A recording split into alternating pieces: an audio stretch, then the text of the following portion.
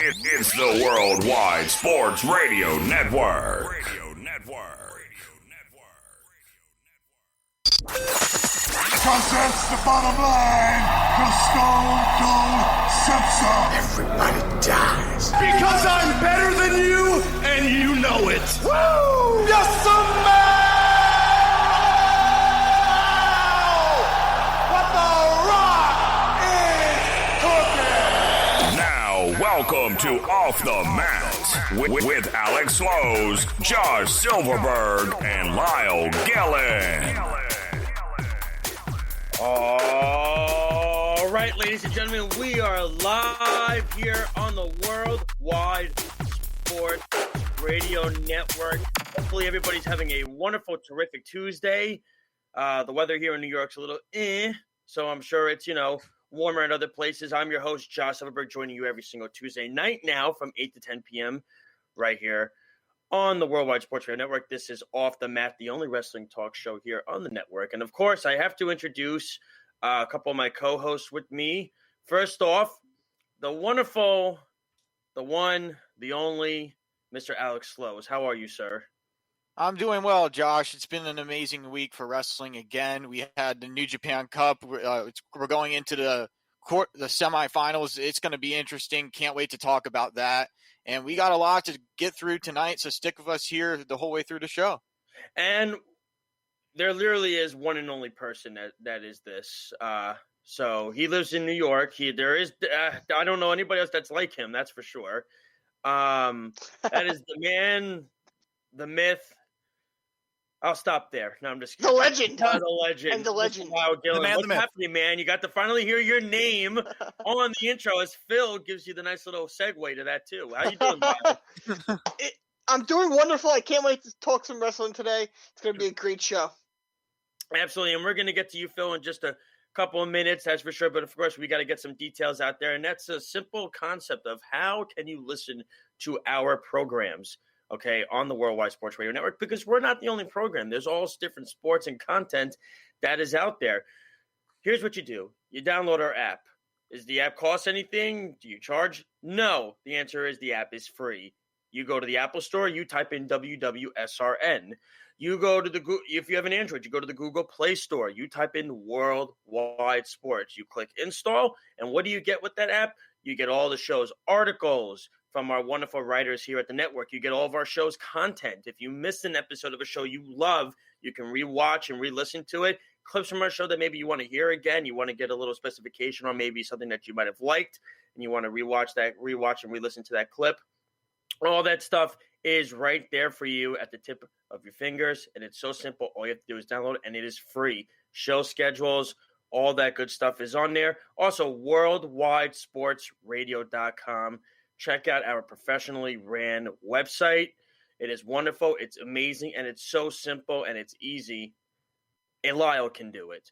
That's how easy that website is to do. That's pretty damn easy. Wow. But also, we're on Facebook, we're on Twitter, we're on Instagram, we're on YouTube, we're on Periscope. We're only growing, and we're getting bigger every single day, every single week, month, year. And I feel like we're just getting started. But enough of that.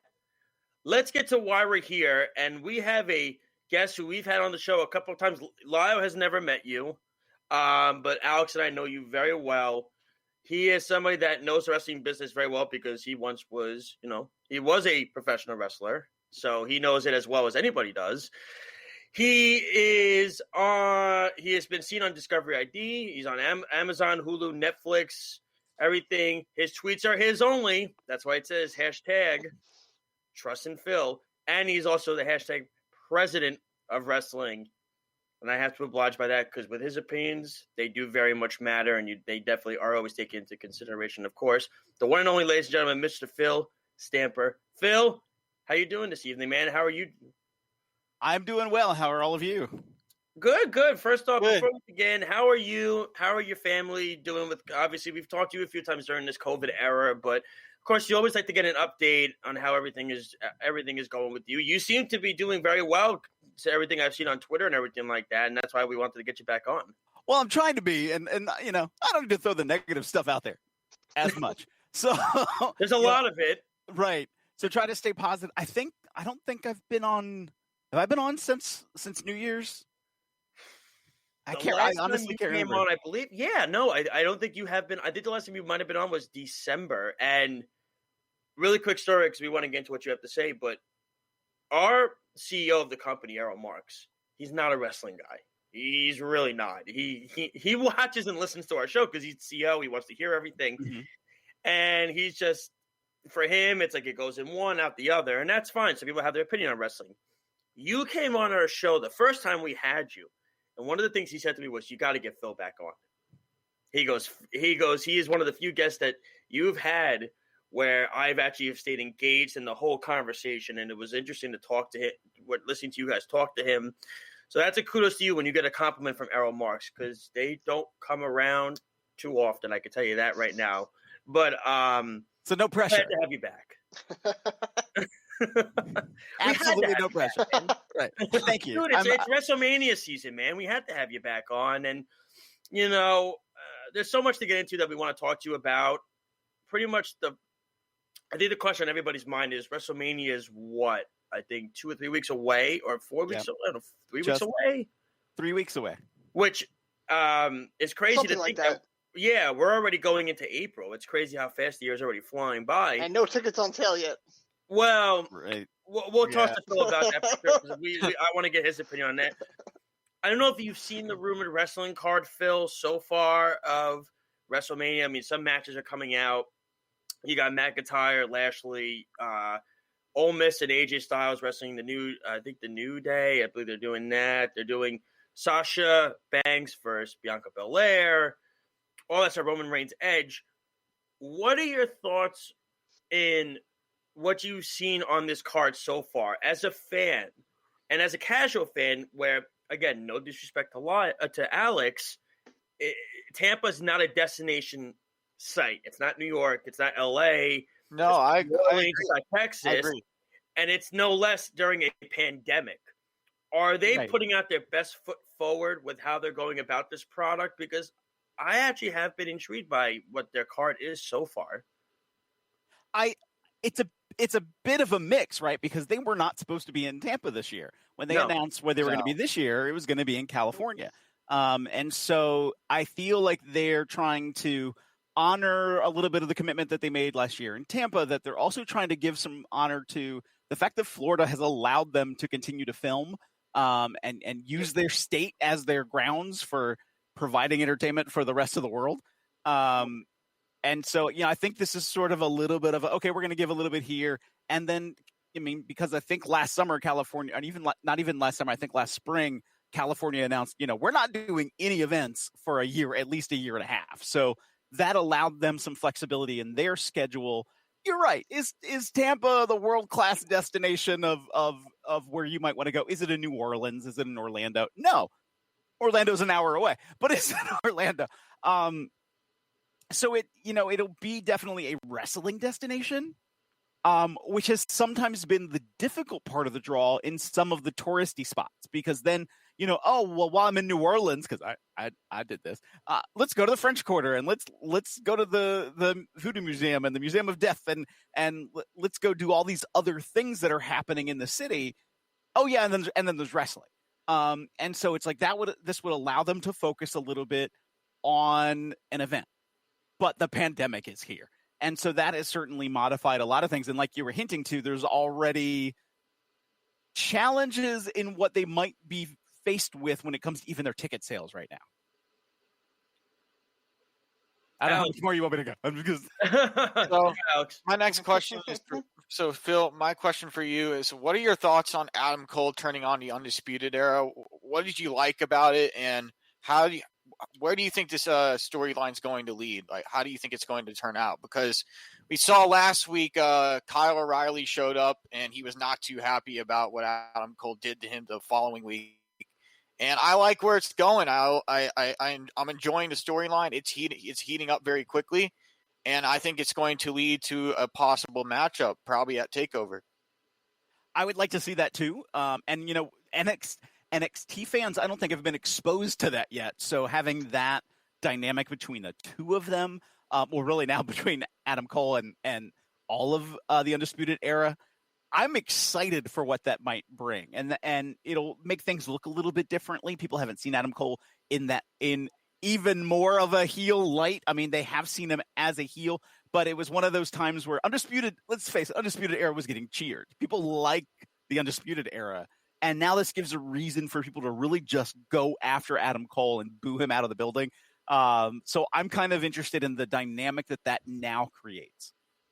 Yeah, I think it's going to be a very interesting way to see how the storyline develops, because so far it's one of the storylines that's really caught my eye the most on NXT's Tuesday night show, because it's one of those feuds that reminds me of like back when I started watching wrestling. Roman Reigns and Seth Rollins. It reminds me of a similar storyline to that, so I like how they're getting into that feel. Mm-hmm. Well, going back, and Lyle's going to go quick, but going back, I mean, we mentioned it on the show last week when we had who was it we had on last week, Lyle? We had John Draper.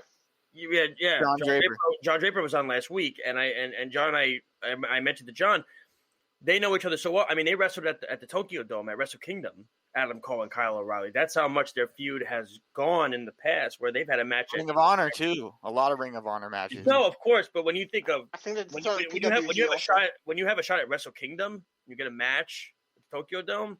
That's high praise for how that rivalry is going at that point. So they know each other very well, for sure. That's how well they know each other. So, Lyle, go for it, man. Okay, I want to know, because in the last week that WWE did something very controversial. They banned the leg slap. I would love to know your opinion as someone who was a wrestler about this, because I saw Drew do the Brogue Kick yesterday, and I thought it looked horrible compared to what he used to do, because it's just, you can't, it didn't look the right. It didn't look the same. It didn't look as powerful. It looked like a dud. What do you think about WWE making this change? So I'm more shocked that it's gotten more of the publicity that it has, because in itself it became sort of this weird thing. And I say weird because some people do it, some people don't. And mm-hmm. I was not one of those guys. I wasn't really taught like, oh, do this at this, that this wasn't my thing. And then like the way it started to get covered was, because you slap your leg and it allows the nerve in your leg to kick fire, and you're just putting some extra oomph to what you're doing. And there is actually a comparison in martial arts when you flap out or you punch, you kia, like you're using your energy to sort of push out. Okay, like let's use that. And then now for that overriding statement of it's gotten to be too much and now let's back off. One, is it like the WWE itself has not come out with the statement of we are not having any leg slaps now. I could certainly see if somebody said, hey, we need to tone it down a bit before we get to the point of this. So because I feel like off the cuff, like just running in the door and going, okay, no more leg slaps.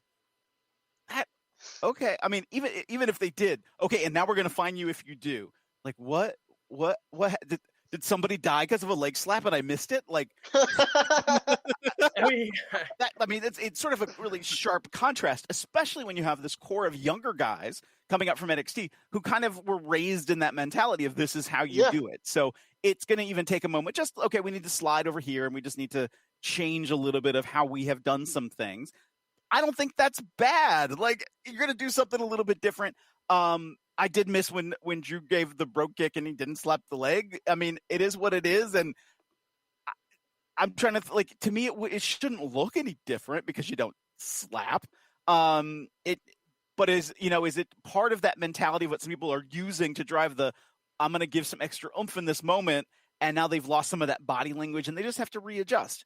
And they're going to be able to do it. I mean, people who are in the WWE, they're literally in the top wrestling company of the world, which is a top recognized television product. So they'll adapt, they'll adjust. With NXT, I mean, moving now to Tuesdays, I think we could all sit here and I think we could go on and say how they thank God they're moving. You could thank the NHL for that they're moving nights, because they would have continued to stay Wednesday nights and gotten drubbed in the ratings. I know. And I bring up, John's interview last week because you guys talk, kind of think about the way similar fashions. in regards to like the ratings and everything like that, where the ratings are there and AEW's winning, but the numbers aren't as well as I think people would have liked at that point. Will this expand on NXT's audience? I mean, I can't see it hurting it, but John was kind of under the impression that he thinks it will do better, but not as much as people think they might. What are your thoughts on the whole thing with NXT moving to Tuesdays? Well, I kind of want to see where everything goes, because if NXT is moving to Tuesdays, does Impact now move to Thursdays? And okay, AEW's by itself, and in the math of how they capture the algorithm for ratings, does that allow more people now to watch AEW unimpeded, or were people getting double counted because they were flipping between NXT and AEW like they used to do in the old Monday Night Wars, and that numbers were being counted twice? So I'm curious in seeing actually how it gets tracked. I'm hoping that they're able to break that million viewer mark. That would be great, and then sustain it. Because that's the challenge. It's one thing to go like, hey, look at the number. It's another thing to be like, oh, look, we're holding this number week after week after week.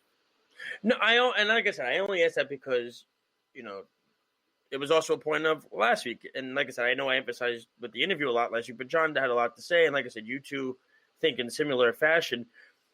Because John said if Impact stays to Tuesday nights with NXT moving, it's over for them. I mean, it's done. Because the problem with what Impact is, they're on... I don't agree with that. They're on Access TV, but a lot of people don't have Access TV. They watch it on Twitch. And that doesn't really do much for them because they're on a media platform, not on a network platform. That's kind of a difference when I see it. Well, it's varied, and certainly as we've seen how people's television viewing habits are different, you're going to get kind of what you were getting with AEW. People are going to DVR it. People are going to watch in the way that they've gotten used to watching. So, I mean, I literally have Impact on my other screen right now. Like it's I'll play it up in silent, just to see if I'm you're one of the helpers. You're going to be the helpers for Impact. That's what you're going to be. I mean, and let's give a live number. They currently have 3,900 viewers on their Twitch feed, but they do have Access TV. And yes, Access is not as widespread of a platform as the USA Network, but they're on a fair amount of cable stations across the country and satellite stations. Or satellite providers, I should say. So, there's still going to be people who are going to watch Impact. Impact is not going to go away. Impact has a huge international following, more so than I think we really connect with in the United States. They have tremendous international market shares. So if they move to Thursdays, I think that might be actually a great move for them, because right now Thursday's unimpeded. Okay, let's do it. And then you still keep the sort of, actually, I think that might make things better for them in their relationship with AEW, because then you're going to get AEW Dark Evolution. Is it Evolution? Mm-hmm. It is Evolution. Yeah. Elevation. Thank you. I was like, I said it, and I'm like, that word is wrong. There's too many wrestling programs on right now. It's right. Insane. It's their version of NXT. Yeah. You're going to get AEW Dark Revelation. Then you're going to get AEW Dark on Tuesdays. Then you're going to get AEW Dynamite on Wednesdays. And then you get Thursday Night Impact. I'm like, that I think works tremendously well, especially for the relationship now between AEW and Impact. Well, I was going to ask you that question because now they're still rumored to be adding a show on TNT. Yes.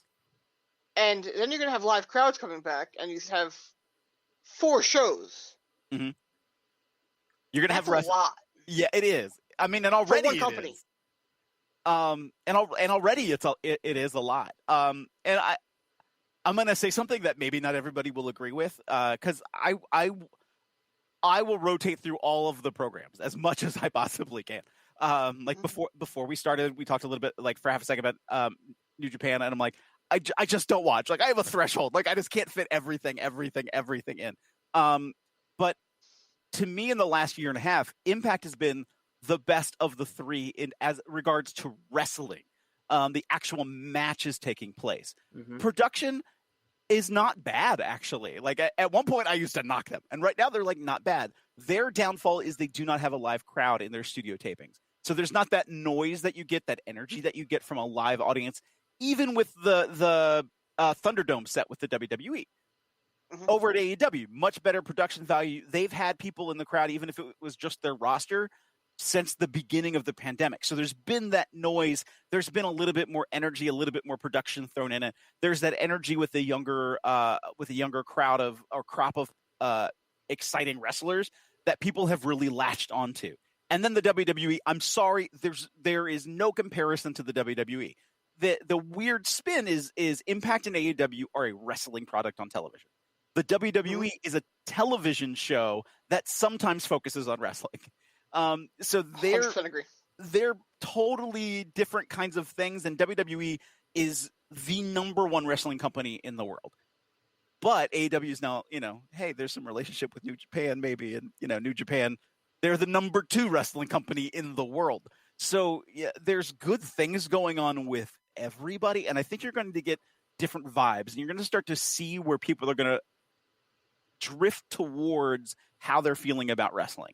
I really think a move for Impact on Thursday nights is going to be, if that's where they go, because this hasn't been confirmed yet, but if this is where they go, I'm like all in. Like, I think that'll be a really good move for them. Really quick before Alex, I know Alex wants to add something, but you brought up the overwhelming schedule, Lyle, of what AEW is going to go through. Look, WCW was the same thing. They had Monday Nitro, they had Thursday Night Thunder, they had WCW Saturday Night, they had their shows on Sunday mornings, and they had house shows. So they had 4 different shows, and you have to remember, if you go watch on the network, or the WWE Network, you watch. They talk about it in the Monday Night Wars. Guys didn't want to be on Thunder because they didn't want to have to travel 3 or 4. Kevin Nash hated it. He said that was the he didn't even call it he called it the C show. It was so annoying to be on Thunder on Thursday nights because guys wanted to go do Monday Nitro, do the house show once a week, and then do a pay-per-view if they had to. They didn't want to have to be on that plus Thunder Thursday nights. And that's why, when you guys talk about the overwhelmingness of the scheduling, like you said, you have the 2 dark shows, and then you have Dynamite. If they're having a partnership, like we said, with Impact, plus if they have a pay-per-view, I mean, you're talking 4 or 5 shows in a week of just content where guys are going to be on different shows, like the Good Brothers, for example. The Good Brothers are on 3 different shows a week now. It feels like they're on everything, but it's crazy what their scheduling is. But I just wanted to bring it up. Alex, go for it, man. So speaking of live crowds and scheduling, this segues into my next question for Phil. When do you think wrestling will be back to normal with shows, and do you have any shows yourself that you plan to run? Wow, that's a good question. So, as we're starting to see, different parts of the country are doing different changes in what their restrictions are. Texas has gone, yeehaw, everybody. It's fair game for whatever you want to do. Yeehaw, everybody. I love it. Other states are saying they are. I know. Yeah. But even then, I say that, but even then, even though the governor's like, okay, there's no more restrictions. Oh yeah, except there's social distancing, and maybe you should wear a mask. Like, it was kind of weird. Like, there's no more restrictions, but pay attention. Like, okay, so some venues are making independent choices, and some companies are making independent choices. And one of the challenges is, I know up in Pennsylvania, and I'm going to get these exact numbers wrong, but like right now, as they've started to lighten up a little bit on some of their restrictions, I believe they can do like 10% of a crowd on an indoor venue, but 40% if they're outside. And it may be up to 50% if they're outside. So it's like, okay, they're lightening up, but it's not full bore yet. There is sort of this curve that's happening. They keep talking about all the projections and what might happen. What they're hoping is sort of what they saw last spring, is more people move to being more outside as opposed to lockdown on inside. That, okay, the curve of people getting cases is going to start to go down a little bit. Well, what a place like Texas has ended up doing is, we're going to mitigate that by kind of allowing people to congregate again. So we're going to get like this slower flatline curve. But what health professionals are concerned about is, there's all these other variants that are out there, and the more you get people to commingle means there's more mutation if you don't get the vaccine out there in time, and they're worried about another spike up, which means then more things could close down. So it's a little bit like you want to have wishful thinking, and you want to say, yes, at least 60% of the population by June 1st. let's throw that random data out there. 60% of the population will have either had COVID or will have had the vaccination. Mhm. And so we've reached herd immunity, and great, we can start really opening up things. And probably as we go into the fall, yay, us. The pattern of human behavior, though, is a little bit more challenging, because what I fear is, as some places have started lighting up restrictions, they're gonna go, this isn't that bad of a deal. And as cases start to go down, as they do in flu season when respiratory season starts ending up because people start going outside again, cases go down and they're like, well, I don't need to get the vaccine because it's apparently not that big of a deal anymore. We make it through summer, things seem fine. And then when we get to that late October again, because now people are going back inside because it's starting to get colder and it's respiratory season, all of a sudden there's this influx of cases. What happened? Well, we stopped taking the vaccine, and now there's going to be another Russian vaccine come November. That's kind of what I think human behavior is going to dictate, so that it'll really be another year, that I really think it's going to be next January before really things are pulled back and open. Hopefully I'm wrong. Hopefully, really we move forward a lot faster. I think we all hope you're wrong. No offense. So we do appreciate your opinion, but we hope you're wrong. We're talking to acting wrestling personality and former pro wrestler Phil Stamper here with us. And Phil, I want to finish up with going off what Phil was saying. Oh, go for it, Al. With how everything is in Florida with the pandemic and everything, some wrestling promotions, they can only have 10 to 25% capacity if it's a smaller venue. Say a ACW, American Combat Wrestling's venue over at Gulfview Square Mall. Their venues smaller, so I think maybe they're only allowed to have 15 or 10%. And I'm just going with a random number because I don't really know what the right number is. But some of these venues, they have to be watchful, they have to be wary, they have to be careful, because if they're not, they can get, not only will someone in the crowd could have it, and not only could other people get sick, but also the performers could get sick. So I can see why some promotions like Tampa Bay Pro Wrestling and others around the state of Florida are trying to be careful. Mm-hmm, mm-hmm. For sure. So pretty much, I mean, we've spoken a lot about NXT and WWE, and yep. We'll get to AEW in a little bit, but I want to ask you, the WrestleMania week has come out. I mean, you're talking Monday Night Raw, Hall of Fame Tuesday, NXT Night 1 Wednesday, Night 2 Thursday, SmackDown Friday, WrestleMania Night 1 Saturday, Night 2 Sunday. Is it, I don't know, maybe it might just be it might be me only. I don't want to speak for these guys. Is it too much in 1 week? I mean, you're talking a whole week. There's something going on every day. It's interesting because last year being the exception for the last several years, I've been a part of other promotions that have been doing events around WrestleMania weekend. And so for a lot of fans who couldn't get the special golden ticket to go to SmackDown, WrestleMania, the Hall of Fame, and Raw, they might go to WrestleMania, but not the others. And so they then started to go into these other promotions that were running, Ring of Honor and Impact, and the numbers of other independent promotions that were running. And even now that Florida's lightened up some restrictions and some things are moving forward, there is a lot of independent companies that are running that weekend in Tampa. So for some fans, it's not going to be enough. And for others, yeah. And I think like I said, we're reaching that sort of maximum threshold, literally, because there's already, AEW and NXT on the same night right now. Of course, that might be changing very soon. And then, like you said, we may be having brand new wrestling content every day of the week going into WrestleMania. That might be really our first big push and tease for that. And depending on what happens with WWE, WrestleMania might be the first time WWE has live crowd in their stands again, and that will change the whole visual dynamic and the energy for that pay-per-view, for WrestleMania, for all of us. And because they're the mainstream flagship of wrestling, that's going to start giving things a very different feel. Go for it, Lyle. Okay, so I wanted to ask you, and we have a pay-per-view coming up, and I like to call it the lame duck of pay-per-views. It's Fastlane. Do you honestly give a crap about it? No, but I really don't. I I actually forgot it was on this weekend. It's a no but. The only but, and I'm actually surprised that there hasn't been more about this. This is the first weekend that WWE Network moves to Peacock. And I really thought I would be seeing commercials on NBC and throughout cable, and like that they would be making this huge giant push that this weekend is the first time you can get the WWE Network on Peacock. And I haven't seen that. So I'm a little bit surprised because I thought there would be this big giant, go get it, go watch it. And for me, I'm an Xfinity customer. I get Peacock for free. So I no longer have to pay to watch WWE network programming. So I'm really quick, Phil. Is everything from is the network completely shot and it's just all going to Peacock? Is that what's happening, Lyle? It's going to be slowly over a few years. They said it's not going to be happening immediately because it's too much content.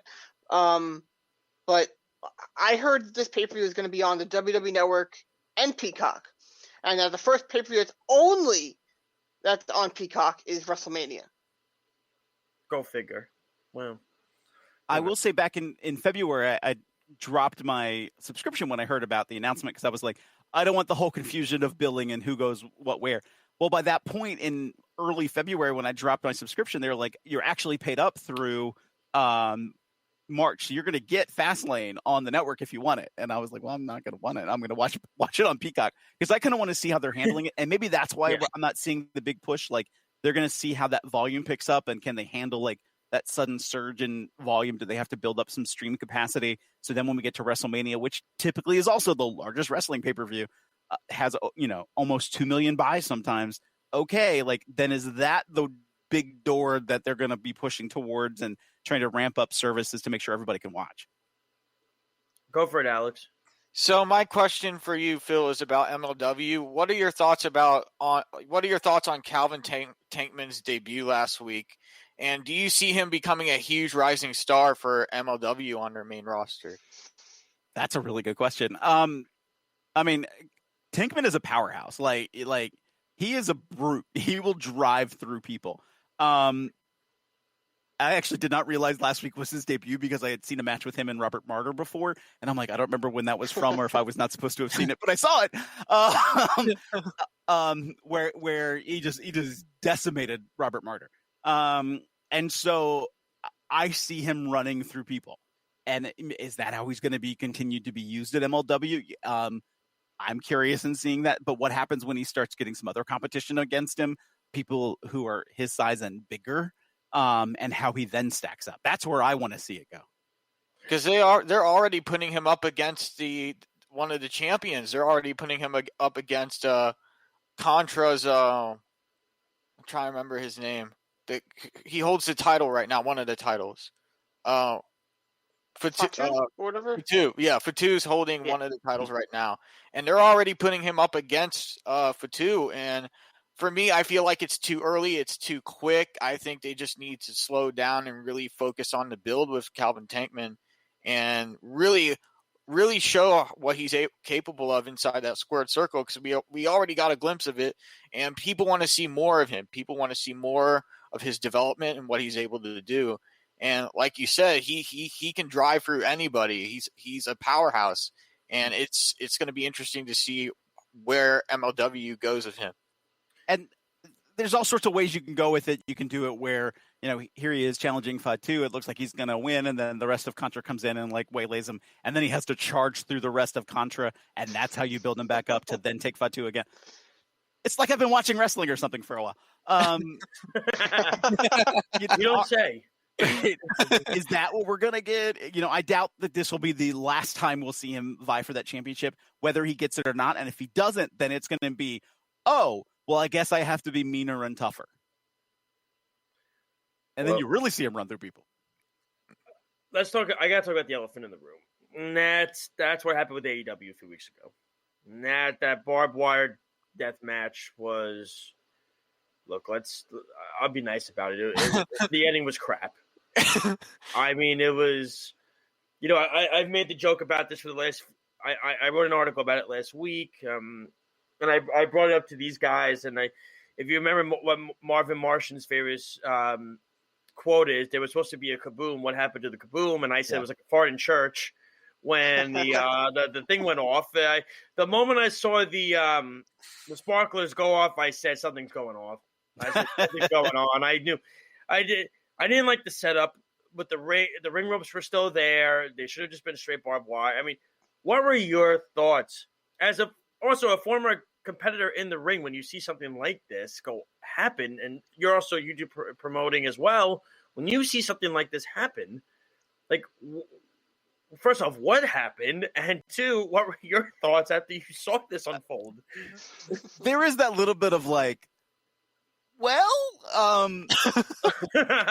that was a little bit of it. And to be fair, I don't know enough about some of their production stuff. So what I mean by that is, like, WWE is on a little bit of a delay, and I don't even know how long their delay is. And one of the reasons that's important is because if you have it all set up right, you're in your delay, you can change camera angles and stuff. And so that sometimes can be a little bit of a challenge if, like, okay, we're going to use this shot, and then that shot doesn't give you a lot. Whereas imagine if they had that camera over coming in the corner where that one explosion was at, then you would have seen, oh, there's sparklers. Okay, now there's a fire, there's a boom, and you would have seen it from that perspective, and it would have looked just totally something, different. Man. I saw the sparklers go off. I said, what? Right. And poor Eddie Kingston, man. And I think you know Eddie, don't you? So that was great. This poor guy had to sell it. I mean, yeah. I had He died for flashbacks, nothing. man. What was this line? I had flashbacks, man. I had flashbacks to when I was in jail and they were coming for me. I was my God. I don't know if that was okay. Okay, Eddie. Okay, yes. Anything you want to say, Eddie? Yes. I have to say though, they did a great job of bouncing back from that, and with that episode, I thought they did a very good job. Yeah, I mean, and that's the thing too. Like, they didn't make it so much about like, okay, we know we screwed up. Okay, like, we have to keep moving forward, and that's really what you have to do.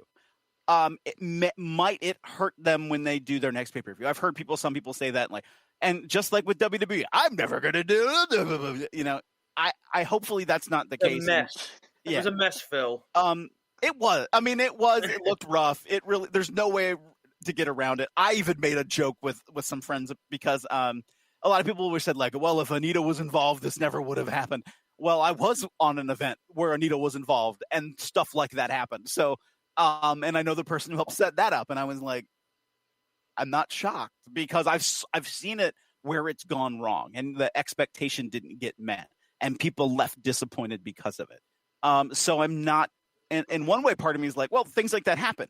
For wrestling fans, that's not what they want to perceive. They want to, like, I paid what I paid, and I want to see 5 times worth that. Like, and even Moxley said a comment like, okay, so you wanted to see us explode and die? Like, and I know, and of course, none of us wanted to go that far, but we thought there would be this happy medium. And because I do think about, like, matches that I know I saw, like Cactus Jack in Japan where the ring's exploding. Like, I know what that looked like. They had barrels behind the turnbuckles of explosions that would just go off and explode. Yeah. My understanding is that some things didn't go off as they were set up to go. I would imagine, and I can't speak for them because I don't know, but I would imagine they had a dry run at least once with the pyro. I would imagine they had to have, because it's a very different setup. And if you're talking about an exploding ring, you want to make sure people are in safe locations and that they're not going to be blown up. That they had to at least have gone through one dry run, I would imagine. And so I feel as if things probably didn't go off in the way they thought. Okay, it happened. Now they have to move forward. And so they're, like you said, they picked up and ran at that next episode, so they didn't just linger and just only sit there. Though I will say I found the comedy in the whole, like, we'll just sell it as if Don Callis screwed us again and he set it up. Like, I kind of laughed at that. I just hear Kenny Omega saying 69 me Don. That's what it's like. That was great.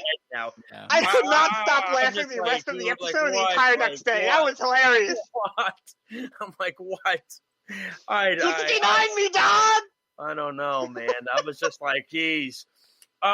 Really quick, and then I'll let Alex and Michael. I really did want to get your thought on this in regards to, because you watch Impact. Did you like Rich Swann winning over Moose, or do you think Moose should have gotten the opportunity? I like Rich Swann, but I was curious to see how Moose would do against Omega. it's weird because my first response, well, yes, Rich, I love Rich, and like I can't wait to see Rich versus Omega. I've seen it before. It's great. And then you just said Moose Omega. My brain went, oh yeah. like it's so weird because I didn't even. And this is bad on my end. I didn't even give that kind of moment for He's that. He's done so much better in the ring, Phil. It's incredible how he great really has. Moose. And Moose, I've had the opportunity to work with him at Wrestling Revolver, and Moose has been a nonstop professional. Whenever I've worked with him, he's been solid, and I don't say that like freely about some people. Just I don't want to ruin the moment with him and his gimmick, but just like he's a solid guy all around. And I'm happy to see like where he's getting in the ring. I kind of want to then see what happens next for him through all of this. But Rich, I'm extremely happy for. Because now Rich gets that opportunity with Omega, and I have seen them before. In the way back in the day in New York, Pro Wrestling Syndicate had them have some encounters. I'm trying to think if they ever had a one-on-one or if it was in like tag encounters. I don't know if they've actually had a one-on-one, but to now see them one-on-one, I'm like, I know what both of them are capable of now today. And so I'm really excited for what they're going to do. And, hey, if that gives Rich a little opportunity to pop on over to Dynamite one time, hey, let's do it. Why not? Lyle, you're up, man. Okay, I want to ask you this question. Now, I had another one set up, but then we started talking about the episode that AEW followed up with after the explosion. And now, I said this a while back to Josh and Alex. I wanted MJF to be the leader of this new Four Horsemen group. But in my opinion, I think he can become a Ric Flair type guy. I think he reminds me a lot of Ric Flair. Mm-hmm. So in your opinion, what do you think about MJF being in his position? So first I just chuckled because super random. I have a brand new neighbor. And the way I got introduced to him was, hey, Phil, you need to meet him. He's a huge wrestling fan. And he only watches AEW. And today, like an hour and a half ago, he's like, you know who MJF reminds me of? He's a lot like a Ric Flair. Like literally the same words out of his mouth. So like if and I don't go too deep in the woods with him because he's my neighbor and I need some distance. But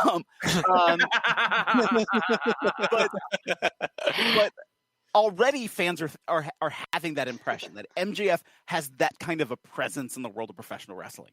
And that says a lot about the impact he has left or is leaving, I should say, because he's not going anywhere for a long, long time. And so I'm really happy to see. For me, just because he is somebody who I've gotten to work with before. In my brain, I'm like, well, I don't see him as Ric Flair because I see him as MJF. I see him as he's charted his own course. And so in a different way, I don't see him in that same light. And putting him now as a leader of a group, I think in a weird way puts him in that like dangerous contingent. Because, think of the Four Horsemen and when they were not together and then Ric Flair was just by himself, he could be Ric Flair by himself. And then in a heartbeat, oh, wait a minute, the Horsemen are back and you know who's in charge and you know where everybody else falls. And, he's now more dangerous. So I feel like if that's the path that they're going with, like, let's roll with it. I hear you. I agree because I think MJF is extremely talented, and I think that he could become probably one of the top heels of this decade. Okay, I think he's that good, and I really am so excited to see where they go with this. Mm-hmm. My next question is: what is your outlook on hybrid wrestling, and do you think there should be more focus on this particular style of wrestling? Because we don't see much of it nowadays, but MLW is slowly building into that style because they have different types of wrestlers on their roster. So I just wanted to get your thoughts on that.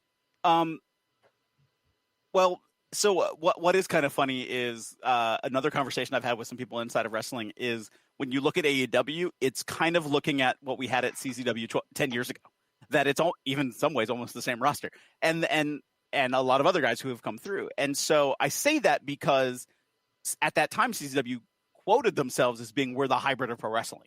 Because we have the high flyers like an AR Fox. We have the ground guys like a Drew Gulak. We have great tag teams. Like all this sort of mix. We have deathmatch guys. Like Jon Moxley. We had these intermingles of people that we could put together and throw in and be like, you're going to get this awesome, cool clash of styles.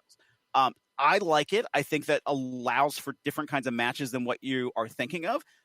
Because, I'm that person that will be able to sit back and be like, let me clap for 10 minutes straight at a CM Punk Daniel Bryan match and just like, oh, look, technical wrestling, because I'm a huge technical wrestling fan. Actually, I want to see Drew Gulak and Daniel Bryan have a program that's all based around technical wrestling. I'd be like, I'm good. Like, I'd be sitting in front of the television for an hour and a half just watching them have matches. But then it's like, okay, now I want to get Drew versus a Braun Strowman. And like, oh, that's a huge different dynamic. Like that changes a little bit of the match, how you go into it, how you think about it. How is Braun going to work with that? So I like it when you see those different kinds of styles, because you get a different kind of match out of it. Some of it's going to be testing the waters to, how do people mesh? Because sometimes they just don't. But other times, and especially when you're starting to be at that level, when you're now on a stage that's getting MLW, part of me is like, do I say they have a national television audience? If you can't say it, then they're near a national television audience.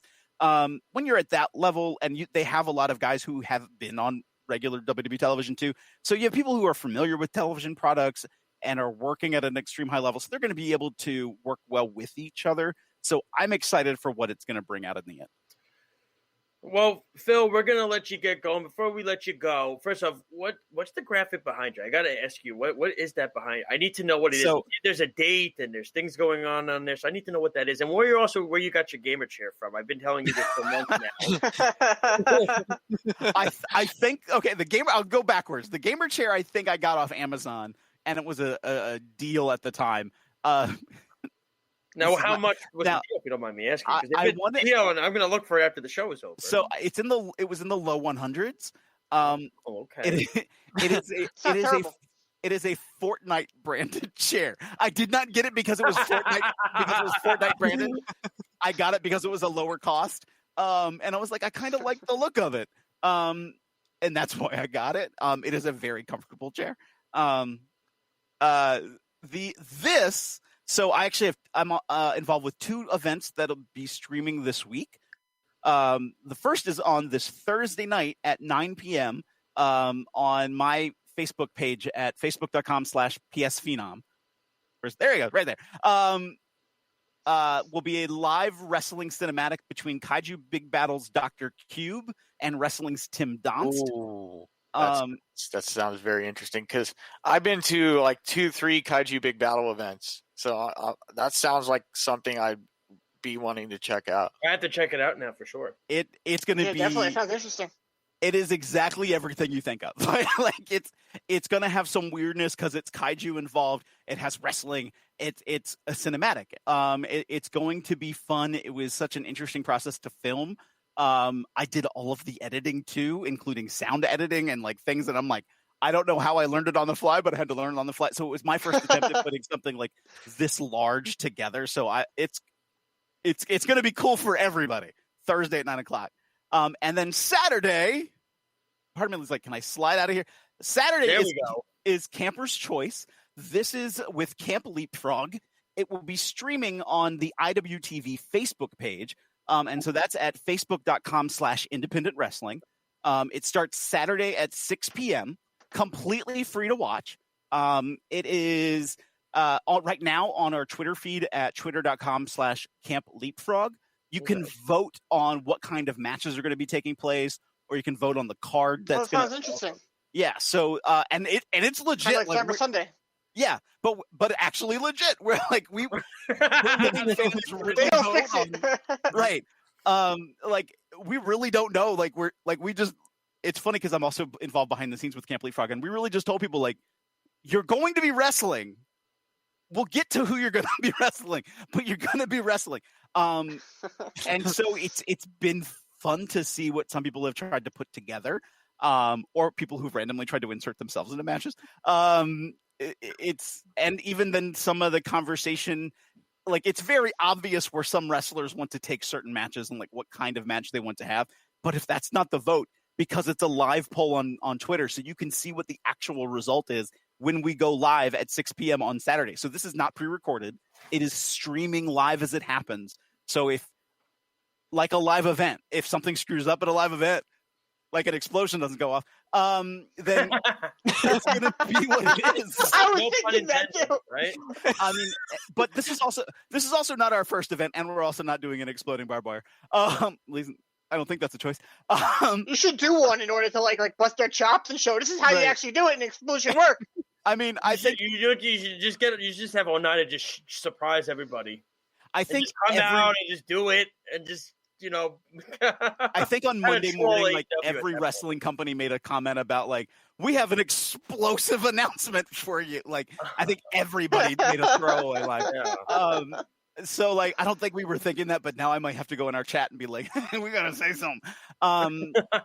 But so this will be a lot of fun. So we have Thursday night on my stream at 9:00, and then 9:00 Eastern time. And then over on Saturday at Facebook.com/independent wrestling live Camp Leapfrog for free. Camper's Choice, not pre-recorded, live as it happens. It's going to be an outdoor event. And it's going to be cold. So it's going to be fun. Phil Stamper, the one and only. Phil, don't be a stranger on the show. We'd love to have you on again for sure, man. It's always a pleasure seeing you and having you on. A lot of fun to have you on. How can the fans reach you on social media as well? I know you brought up the Facebook and everything like that, but how else can they reach out to you? So you can find me on Facebook, Twitter, Instagram, Twitch, YouTube, Snapchat, all at PS Phenom, PSPHENOM.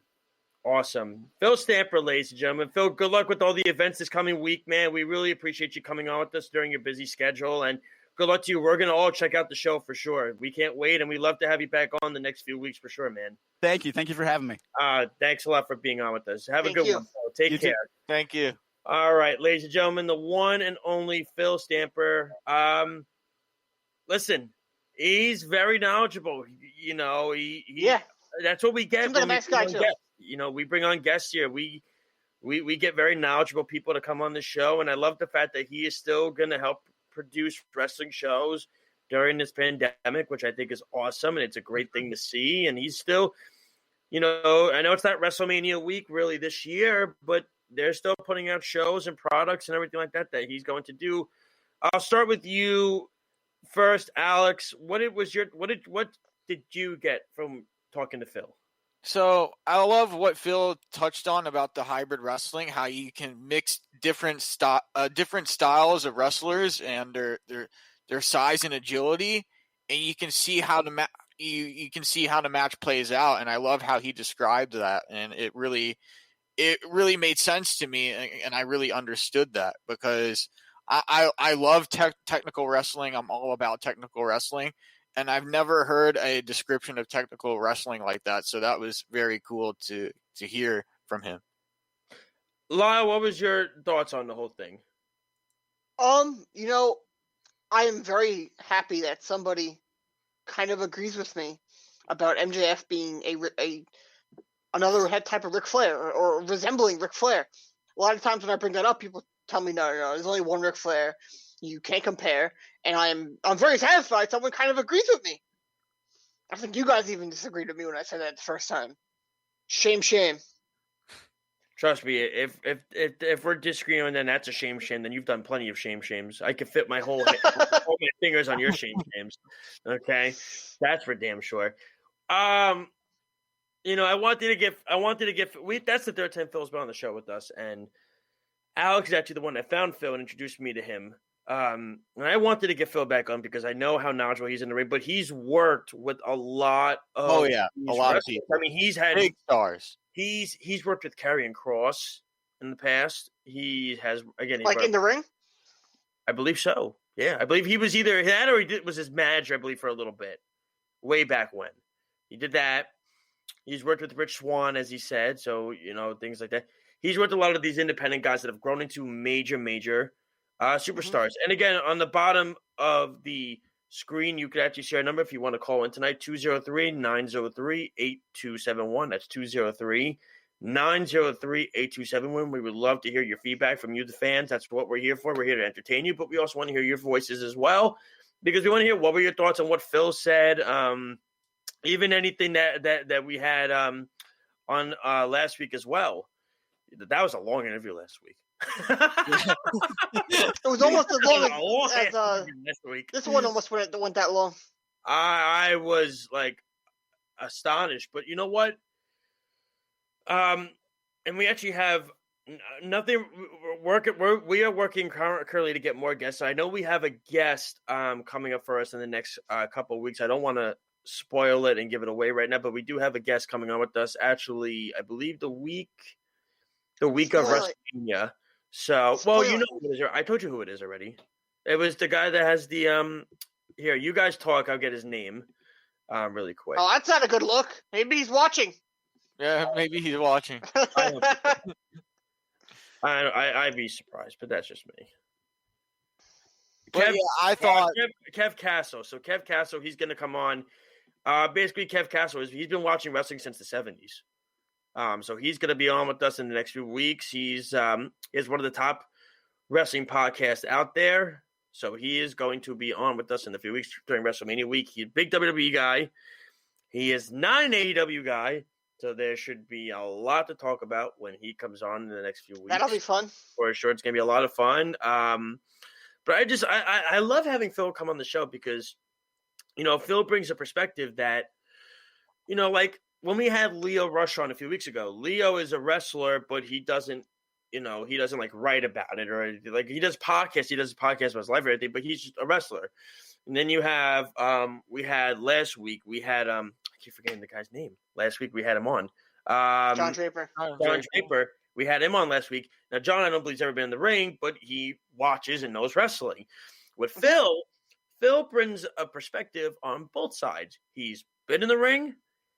He's watched it as well. He's as a spectator. So he brings something that there's an element that he brings that some guests that we have maybe don't have, whereas they see both sides of the spectrum. On one side, you see it as a pro, and then on the other side, you see it as a fan. Whereas you might have a pro come in, you have a fan coming in. So that's why I like having Phil come on. And I'm excited for his shows this week. I'm going to check those out. I am definitely going to check those out. I'm really interested in the Camper's Choice one. I want to see the one of Dr. Cube because I've been to 2 or 3 Kaiju Big Battle events, and it's cool. Like when they have wrestlers dress up as giant monsters and they have the small buildings set up in the ring, people just love that. People flock. It sounds like WCW Saturday Night back in the day. That's what it sounds like. When we come back, we touched on it for a little bit before. He's back. Speedy's back. The Haunted Man is back. Well, hide your kids, hide your wives. Speedy's back. We could say the same thing about somebody else talking, but anyway. Alex? No, that's a definite no. Hey, leave Phil Stamper alone. When we come back, we have to discuss a lot about AEW. I thought I was watching a basketball game this past week. It looked like that it. Was I guess. Great on TNT. Oh, that was phenomenal! Great job by them. We touched on it before. MJF. He is now in charge of the faction. I believe a rumor came out of what the name of the faction is going to be. We will have all of that when we come I don't want to back. hear it. I don't want to hear it. That's fine. Okay. Because it was spoiled and on the spoilers pages. I don't like to be getting spoiled. I try and stay away from the Reddit spoilers. So if you're trying to avoid saying the name, please do. Okay. Well, that kind of put a downer on that. But anyway, when we come back, we will talk more about Cody, and I feel so thrown off right now. So with Cody and we were talking about AEW Dynamite. Pentagon. Sorry guys, I just threw it off after that one. When we come back, we will talk all about AEW when we come back here on the Off the Mat on the Worldwide Sports Radio Network. It's the Worldwide Sports Radio Network. This is the worst town I've ever been in. No!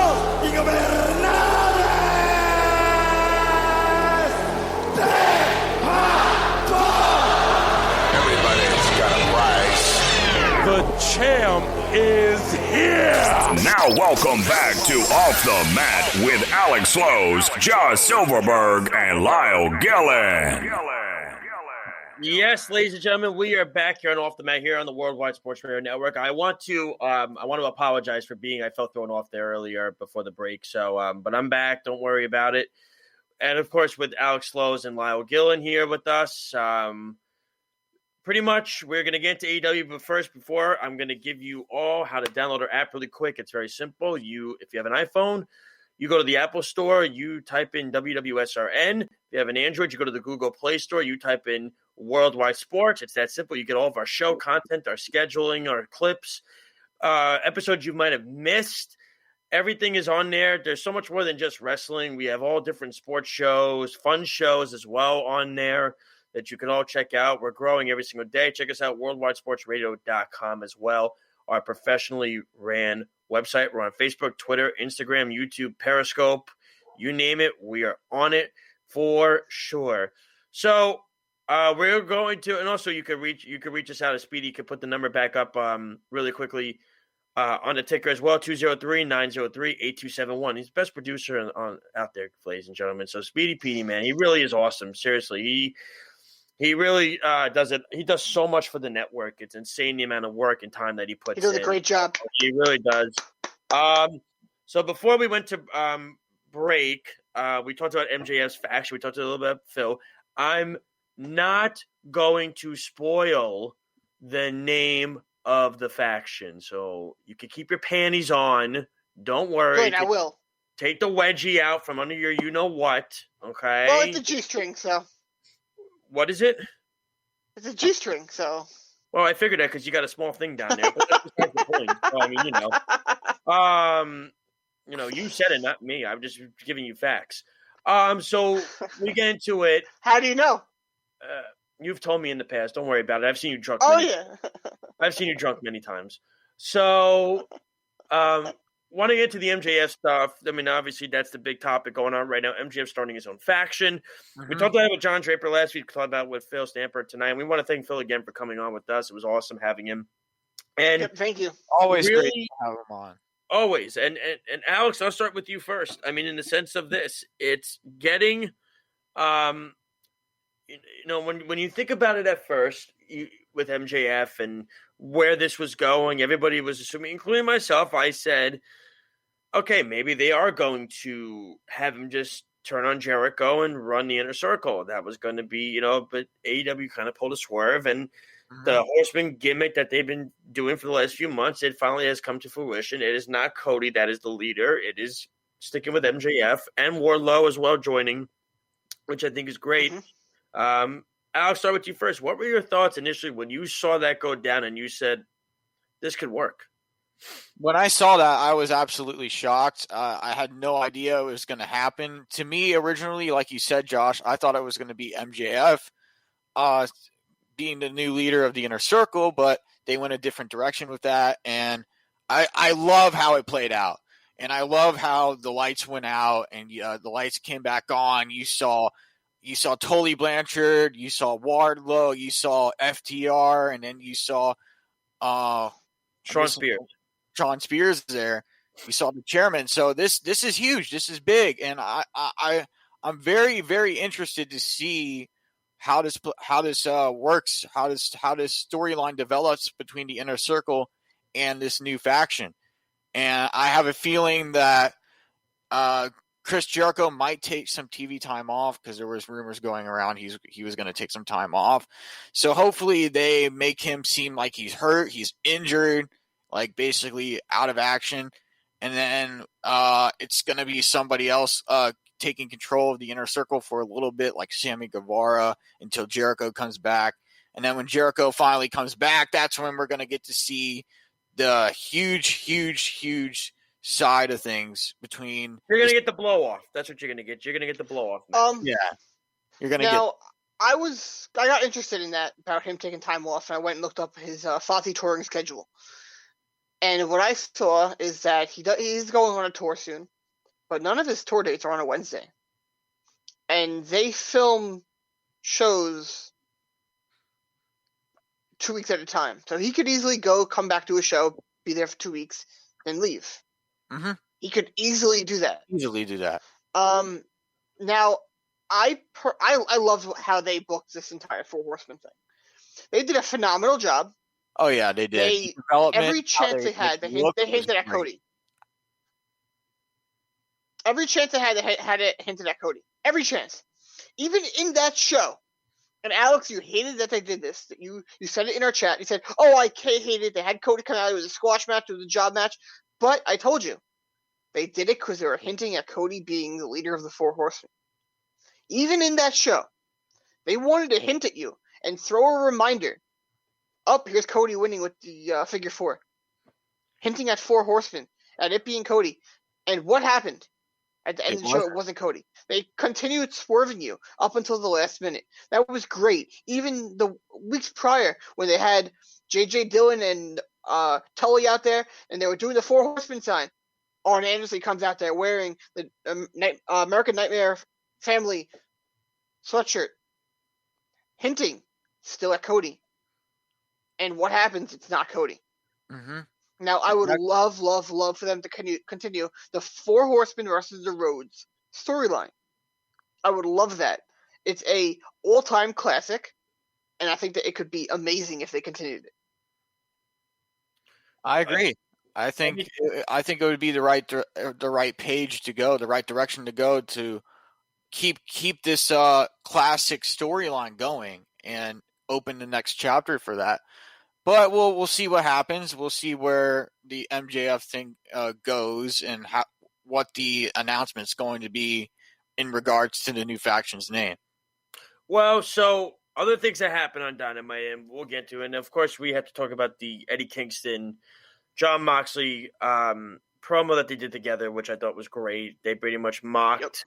Yeah. They mocked the match. They said, "What was that? It was crap." Blah blah blah. But they were funny about it. And they were very chill about it. And clearly, they have now formed a duo together. And now it's going to even be interesting because the Good Brothers lost their tag titles to FinJuice this past Saturday. Yeah. So that was awesome. I thought it was great. I thought it was a great deal because what this does now is this now opens up the Good Brothers to go for the AEW tag titles, a la the Young Bucks have that. So this, I think, eventually is going to set that going forward in the near future. I think that's what it was. But when you looked at the promo, I liked it. I thought it worked really well with both guys. I thought they had a comedy act with it, which made it even better. I have no idea when Matt Hardy signed the Butcher and the Blade, by the way. I don't even know when that happened, saying that those are Matt Hardy's new clients on the air. That was never even recognized on Dark or... Well, he said it. Who did? Matt Hardy. He said he signed new clients and then introduced Butcher and the Blade. I didn't see when he introduced them. The only thing I saw was when Tony Schiavone said his new clients. Yeah, they were introducing them. I believe Matt Hardy said it in that segment that he signed new clients and then they brought them out.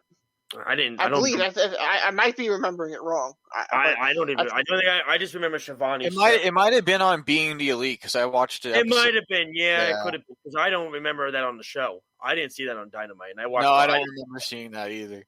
Yeah, I didn't see that, so I that was why I was confused. I was like, and I even looked on YouTube. I said Butcher and Blade join Matt Hardy.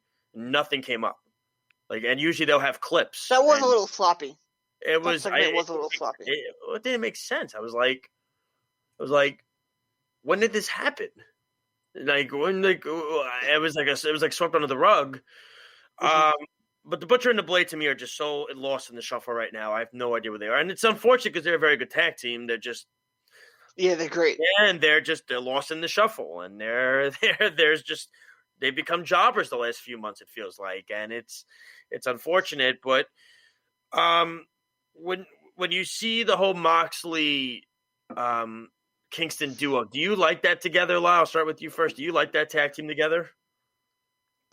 Kingston and Moxley. I want to see where it goes. I don't think they're going to be an actual tag team. I think they'll just be two guys together that are friends, kind of like Owens and Zayn. Owens and Sami Zayn. Yeah. Not really a kind of tag team. I don't know what they're going to do, but I don't want them to be that route. Because then they're going to be a main event tag team, and then you're taking out from actual tag teams, and I don't like that. But AEW's been doing it for months. they only did it once. Besides that, they really haven't. But no, like they gave Kenny the belts. They had them for having the belts forever. Okay, but they were in a faction together. They were in the Elite. Yeah, but they were not a real tag team. That's not randomly thrown together. Yeah, but they never tag teamed before ever. They were two. Okay, but they're still in a faction together. Yeah, but they were still never in a faction together. But yeah, but when you think of the faction, so you're saying that. So you're saying that if they took DX and had Billy Gunn and Triple H be a tag team, they're still part of DX. They could still. Yeah, but that's not the main tag team of the faction. I think of the main tag team of the faction, the Young Bucks. Doesn't matter. It's still a tag team in the faction. I disagree. So it's still to me. I disagree. Still, I think when I think of a faction tag team, I think of the main faction tag team. I think when you're just putting guys together, to me, it's fine. But they're not just put together. No. It's not like when you just threw two guys together. They're in a faction. No, I understand and I get. They were. I understand it. I get what you're saying, but at the same time, they gave Omega and which, by the way, with actual real tag teams who have tag team together.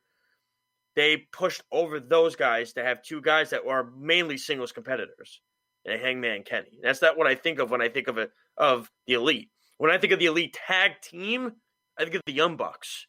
That's what I think of. If it was DX, I think of tag team. I think of Road Dogg and Billy Gunn. I'm not thinking of X-Pac and Triple H. That's. But they're still in a faction together.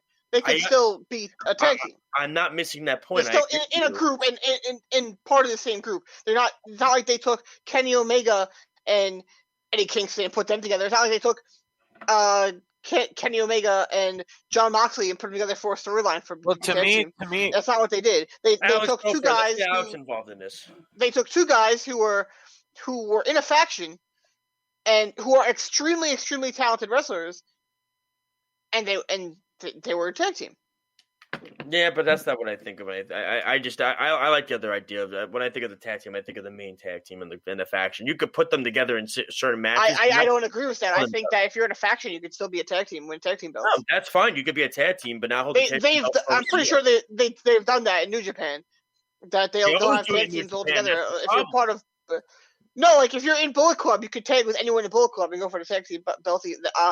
They did that with the Dangerous Tuckers, I think that's their name. But with they had Zack Sabre Jr. and Taichi put together, they were in Suzuki Gun. Yeah. So they made them a tag team and put them together.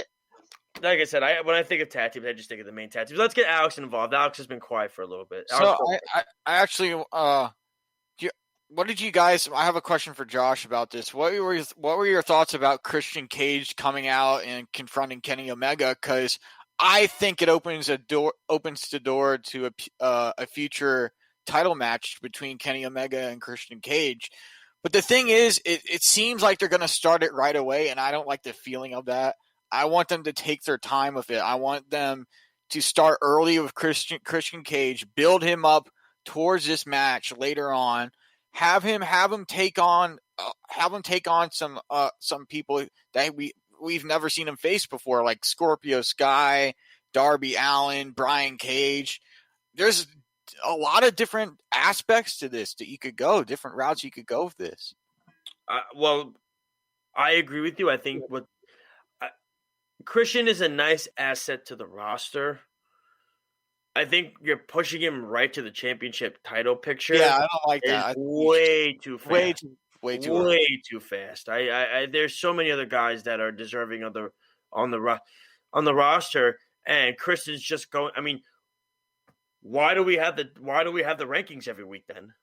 And what's the point of the rankings? They haven't really used them in a long time. I understand that, but they still do them. They haven't used them in a long time. It's on the Twitter page. It's still on the Twitter page. Yeah, but they haven't actually used them for title contention in a long time. Why? So hold on. So then, why put it on the Twitter page then? Why even bother with the? I agree with you, but there's no point of even making notice of something if they're not even going to utilize it. No, you're not wrong there. Yeah. But they haven't actually used it in a while. It's pointless. It is. It's stupid. And there's no point. And that's what pisses me off with what AEW does. There's no point of posting stupid content there if you're not going to freaking use it. What is the point of this guy is coming in and cutting the line? Mm-hmm. Like, what the hell? Yeah, exactly. What are you doing? If I'm in the locker room and I'm AEW, I'm saying to myself, oh my God, for months and months, we've been dealing with empty arena shows and putting out the product and trying to do what we can. And then this guy comes in and gets to just have a match with Kenny Omega for the championship belt. I'm pissed. I would be mad. I would be 100% mad if I was winning backstage. Oh, I don't care that. I don't care that. Is that what you get to have a championship match with Kenny Omega, which is arguably the best wrestler in the world. Mm-hmm. And I don't think it's arguably with what he's been doing this year, but I understand that, but I just don't think that it's not like we're having Goldberg come in. Christian looked really good in the Rumble. He looked very athletic. He looked like he was in very good shape. Yeah, he looked solid, and that's fine. Yeah. That's not the point. The point of it is this: when Sting came in, you didn't see Sting cutting the line and pointing the bat at Kenny Omega. No, they didn't do that. No. And Sting is a much bigger superstar than Christian is. It's not even close. No, but Sting was never actually going to end up getting to that point. I think Christian's going to have this one match. They're going to have an amazing match, and then I think he's going to end up going back down to doing normal things. I don't think he's going to be full-time at that part of the card. I don't believe that. I think the point of it is this. I agree with Alex's standpoint. I think you need to have certain matches with certain guys to build up this guy. Yeah, you need to then let him earn the opportunity, not come in after 2 shows and say, "Here you go." You get, and then he loses, right? He loses, and what's going to happen to him? He's just going to go to the bottom of the card. Mm-hmm. And then you're going to lose all that momentum. You're going to lose all the momentum. I said the same thing about Lance Archer. It was the same thing. He came into the company to put guys over. That's what he came here for. And he's going to come here. He's going to have a great match. He's going to have a great match with Kenny Omega. Look like $1 million. And then he's going to go and put over Jungle Boy or put Darby Allin over more. He's going to go and put over the younger talent, which is not a bad way to book it all. No, it's not. It's not. People just are looking at them saying people are looking at it because WWE did the same thing with Goldberg and Lesnar when they came in, but they're not doing it in a way so that then he can be strong and be a champion. They're doing it to make him look strong and put over a younger talent. Well, Lesnar was also I'm not going to compare Lesnar because Brock was a multi-sport champion. That's very fair. Brock Lesnar is UFC, the NFL. IWG. Yeah. He was big everywhere. I mean, Goldberg was a different story. I'm not even going to touch base on that. I'm going to be like Goldberg and throw my head through the wall and make myself bleed at that point. I mean, Jesus Christ, when I even talk about Goldberg on this freaking show. It's like, I understand where you're coming from. I just don't like that they're doing this and they're having him. I'm indifferent. I just don't like how they're booking it because we complain at WWE. He's going to wrestle him on a Dynamite. It's not going to be it's a very, very slim chance it's going to end up being. It's a very slim chance it's going to be on a pay-per-view. It's going to be Christian Omega and it'll be on some Dynamite halfway in between. That's where it's going to be. They do it every single time. Immediately after a pay-per-view, they'll start building another feud for a championship, and it'll be in a few weeks after they start doing that. See, but they're going to have a great match. Christian will look great, and then he'll go back to putting over other talent that's younger. That's what he's going to be doing. See, and that's the thing. We bring up with Christian coming in here and getting a championship opportunity, but a few months ago, we talked about when Edge won the Royal Rumble, and it has his opportunity against Roman Reigns and possibly putting Roman Reigns over. And, people were not happy about it. No, they weren't. Those same people are fine with Christian doing this thing. And to me, that's kind of hypocritical because it's like, now, you weren't happy with I was one of those people. I was one of those people, but my opinion actually changed a few weeks ago. Was it a few weeks ago? Maybe it was a month ago. When I saw the promo between him and Roman, it's one of the matches I'm excited to see now. My opinion changed because Edge and he can pull it off. But I was going into that wanting them to put someone over. My initial gut reaction was wrong about Edge winning. And I'll admit when I'm wrong. I really don't care. But you don't really? You do? I'll admit when I'm wrong every day of the week. It's just hard to convince me I'm wrong. Well, we know that. But no, see, Christian's not coming in to be the super strong guy who's going to win championship. He's not coming in. He's not coming in for redemption to renew his career after an injury. Yeah, he's coming in. He's gonna have a great. Like he said in an interview with Renee Paquette, Renee Young, whoever you want to call her. He said that he wanted to have. He said in 2018 he saw a match with Kenny Omega. He wanted to have a match with him, and he started planning out things that he wanted to do. This very well could have been a thing. Hey, if I'm coming here, I want to wrestle Kenny Omega. Sure, you want to do that? We'll get that out of the way first. Now he's going to wrestle Kenny Omega. Now Kenny Omega is Kenny Omega. He's going to make it the match be $1 million. It's going to be a phenomenal match. He's going to look very strong after that match, and then he's going to go putting over younger talent.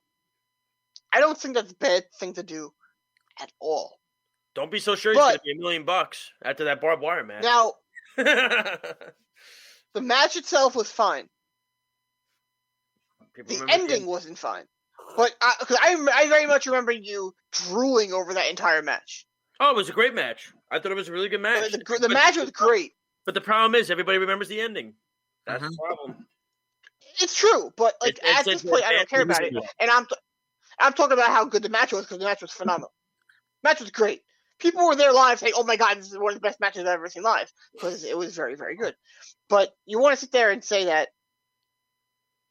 Now I don't really think of Christian and Edge the same way, because we just saw Christian at the Royal Rumble. He looked very good. They hinted at Christian versus Big E, and everyone wanted Christian versus Big E. I was one of them. Now you're not going to get that face Kenny Omega over in AEW. We're not. No. No. But you're saying it's hypocritical. But why is it hypocritical for him to come back out of nowhere? Everyone wants him to finally get that match between him and Big E after he looked great. But now he goes to AEW and he's going to face Kenny Omega. But we're complaining when everyone was saying, "Oh, that would have been a great match, him versus Big E." And I could be wrong, but I think I remember you, Josh, saying you wanted to see that match too. Which one? So Big E versus Christian. Yes, I did. So why him coming back from so long? And him automatically getting put in the title picture. That title picture is okay. Because Big E is. But you're upset about it when he goes to face Kenny Omega, when it's clearly to make him look strong in a new company to put over younger talent. Because Big E is not the WWE champion, one. And two, what I was saying is, in regards to being hypocritical, is the fact of the matter is this. When Edge won, people were upset. And yet he's going to have a great match with Roman Reigns. But when Christian gets to face Kenny Omega, they'll see people that were upset with Edge winning at the time. I'm not saying you. I'm saying people on Twitter. I know you're not. There are those marks on Twitter that Christian. And I wrote to those people. I said, I don't understand. You were upset that Edge won and he's going to have a banger match with Roman Reigns at WrestleMania. But you're ecstatic that Christian's going to face Kenny Omega? I'm sorry, but Christian didn't win I'm trying to find the right word, an all-time iconic, famously mainstream media match. No, he didn't. That's what Edge did. He came out of nowhere when he hadn't wrestled forever, and he went from one all the way and won. You're right. They actually built Edge better than they did with Christian. You're right. They built Edge better than they did with Christian. Yeah, they never built Edge. He wasn't around forever. You never saw him. All of a sudden, boom, I'm in the Rumble. Hold on. Yes.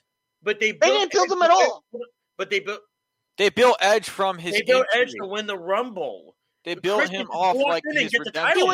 When was the last time he wrestled before that show? When was the last time you actually saw him? Who, Edge?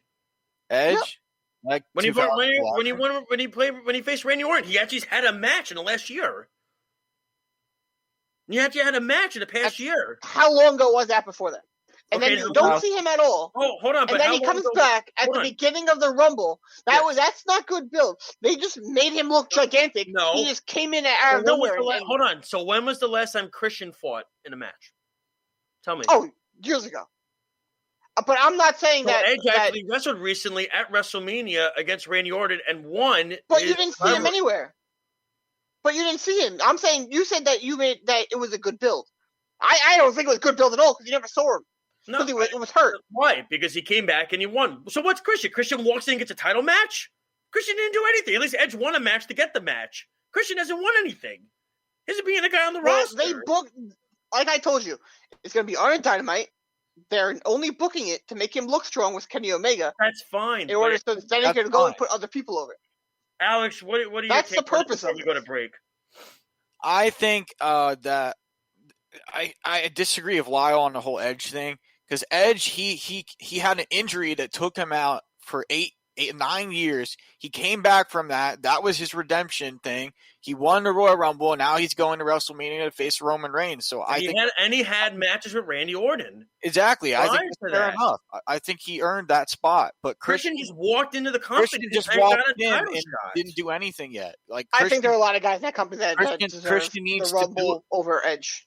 Christian needs to build up to that. You can think that all you want, but the fact that you think that Edge's build-up is worse than Christian's is.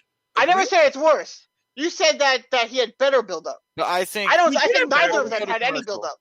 I think neither of them had any build-up. Oh, Edge had a build-up, dude. Edge had.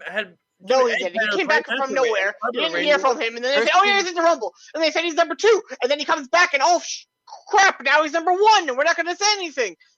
Like, that entire Rumble was nothing made sense. He came back from out of nowhere and is just in the Rumble. They didn't it's not like he came back from a while and was on Raw for a while and having matches in there for a while. He came back from a while after being gone for, 9 years? 7 months? No, I'm talking about had the injury. Talking about Edge, how long he was out from the greatest 7 months. And then he comes back. He's going to be in the Rumble, number 1, and then just go all the way through to 30. You want to have him win, fine. But he shouldn't have been number 1 and made the entire rest of that talent look like crap because he's there at number 1. He's going through everybody. Yes, you know what? Have him come out at 30. Now, they haven't even said Christian's going to have a title match. Oh, stop it. They just hinted at it. Oh, stop it. I'm not wrong. They could end up not doing it. Oh, come on. You're smarter than that. You know this. You're smarter than that. Come on. To me, I think Christian needs to earn that spot. He needs to have build up over time, not just thrown into the front of the line. He needs to have it has to be fair game. He has to build himself, make himself look good, and then have that title opportunity. They said when AEW was coming out, Cody said, and I quote, "We are going to have a ranking system. This is what we're doing." And they've done a terrible job of doing that. It's just like, what happened? No, they've done a terrible job. They threw that away at the beginning of the pandemic. I don't even know why. They threw that away. I don't know. And ridiculous. I agree. They should totally get rid of it. They've done a terrible job with doing that and holding that up, that promise. But they've done a horrible job at doing that. Well, we got to get to break now. Yeah, we got to get to break now. Before we go to break, I want to say one thing. Paul White did a phenomenal job on commentary yesterday. Yes, he did. I did very good. He did a very good job. Yeah, he was phenomenal. He did. When we come back, we're going to get into a little bit of NXT, WWE stuff, and we're going to do our usual segment, which is push, fire, or job. And are we having trivia this week? Trivia. Alex? Oh, Alex? yeah. We got trivia? No, we don't actually have trivia. Damn it, Alex. Damn it. What you did, you little jerk? I'm kidding. We'll be right back here on Off the Mat on the Worldwide Sports Radio Network. It's the Worldwide Sports Radio Network. TikTok. Are you ready?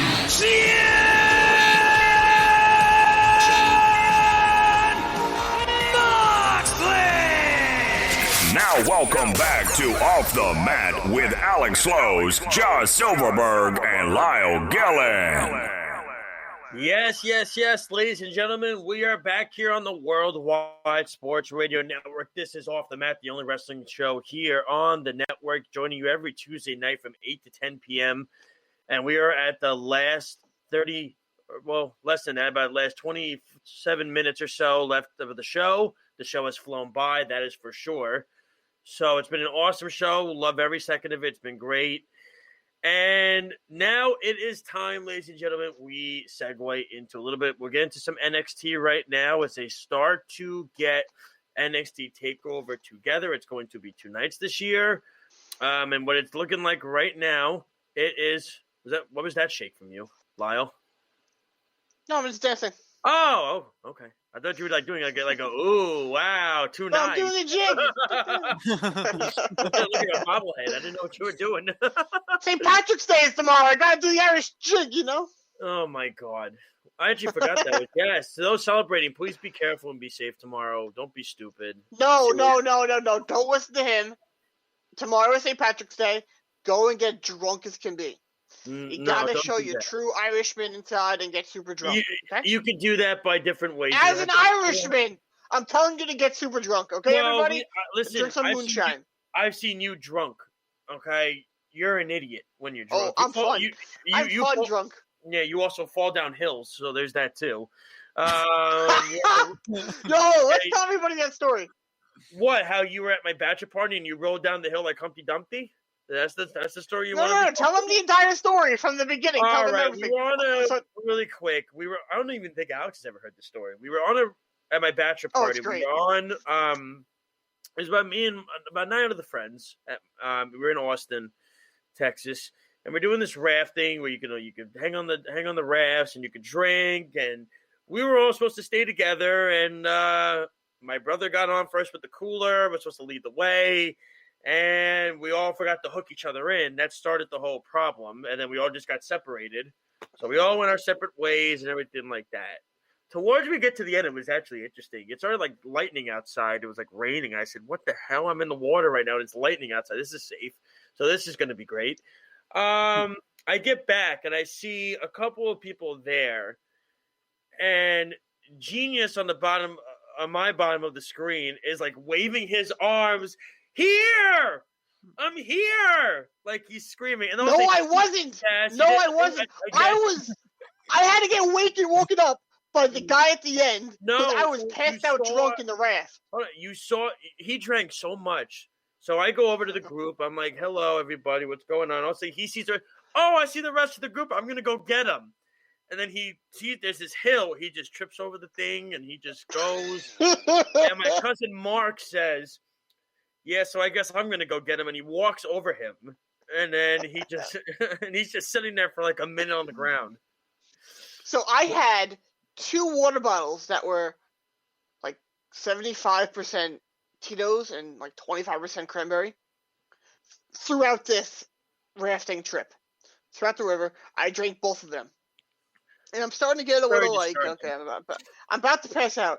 Some guy drives by or doesn't drive by, he floats by and goes, he goes, "Hey dude, take a beer!" Throw me a beer, I take a beer, I chug that. That's the last thing I remember.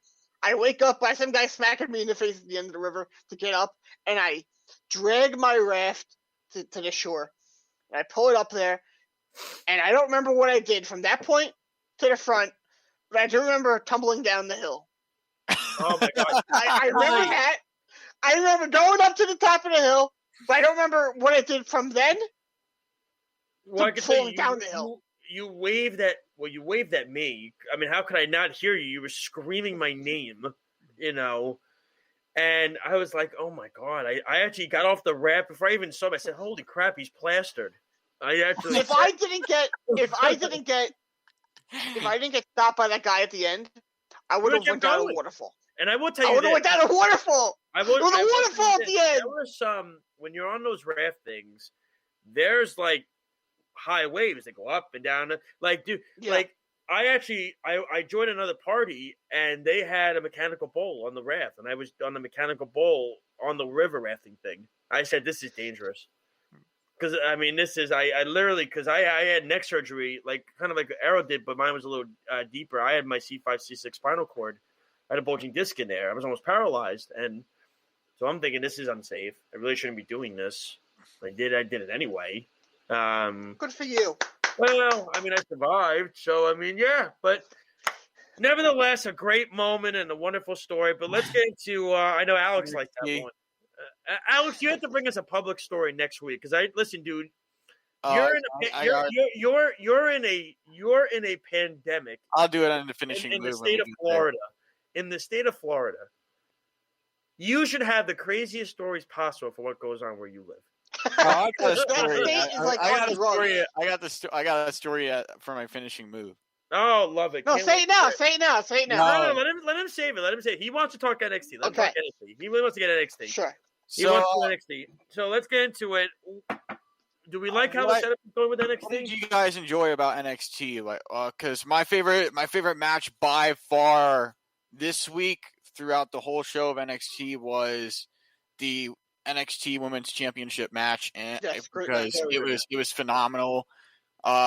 Toni Storm, she literally put in her best effort in that match. She literally did everything she could to try and put away Io Shirai. And what surprised me was that Io Shirai was able to outsmart and outmaneuver her, and she won the match. So now she's still the NXT Women's Champion, and they're hinting a possible matchup between her and Raquel Gonzalez. Which I think it's going to be that's going to be a takeover by far. Because she's improved so much in the last few months. Yeah, she has. I'm not the biggest Raquel Gonzalez fan, to be honest. I think go look at her matches with Rhea Ripley then. Her matches with Rhea Ripley were awesome. Yeah, I don't know. She doesn't do much for me. She's good on the mic too. I like her confidence as well. I did like the reveal of the new NXT Women's Tag Team Championships. Yes. Love the design. The designs look similar to the men's tag team titles, and I like how that looks on the belts. Well, they always do a good job with their designs for the NXT belts. They always do, and especially the NXT UK Championship is one of the most beautiful tag team belts I think in the business. It's a gorgeous belt. If you've never seen the NXT UK Heavyweight Championship, it's phenomenally done. That I took a picture of with Walter, and I got to hold that title. Oh my god, I think it's the nicest belt. It's the nicest belt in the business. In that entire company, 100%. You can't doubt that. No, I think in the business. Great looking belt. I think it's the nicest belt in the business. Well, I'll say it is now, since that they are New Japan is taking away the IWGP title. I think that one was, but now that it's leaving, I can cry, and I'm very sad now. Alex, what were you going to say before?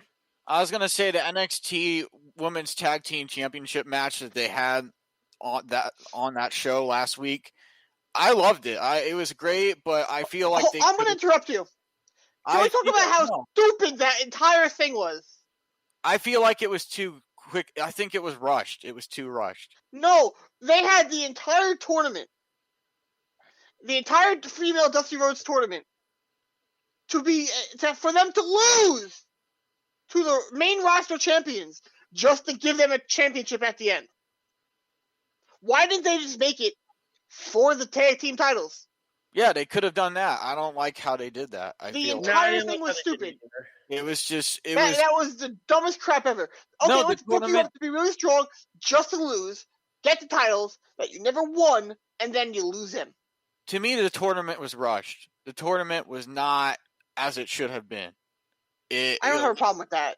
I thought the tournament was fine. They don't have the most female. I'm just speaking. I'm speaking on behalf of like the NXT championships, like because I feel like that was just it was not planned accordingly. It should have been planned better. That's fair. And then we saw, what else did we see on the show? We saw Adam Cole take on Finn Balor for the NXT Championship, which is a banger match. That was amazing. Amazing. You could make the case. I'm sorry. Listen, the MJF thing was freaking phenomenal on AEW. You can make the case when you combine both shows this week. NXT, I thought top to bottom had the better show. Yeah, they definitely did. AEW had the bigger moment, but NXT I think had the better show. Yeah, NXT had the better show this week. That's fair. To me, the NXT Championship match, I like how they're building up the physicality between Finn Balor and Adam Cole, how they're making this rivalry heated.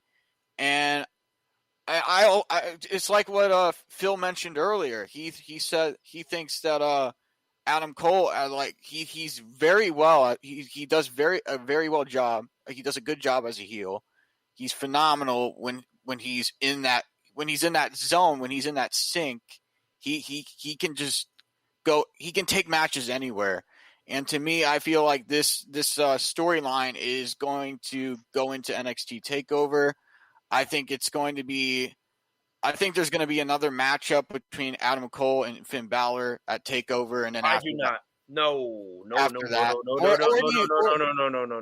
Or do you think it's just going to be no Riley Riley Cole. on, Riley It's gonna go Cole. Riley Cole Karrion Kross? and you saw at the end of the show with Cross and Balor, which is the perfect.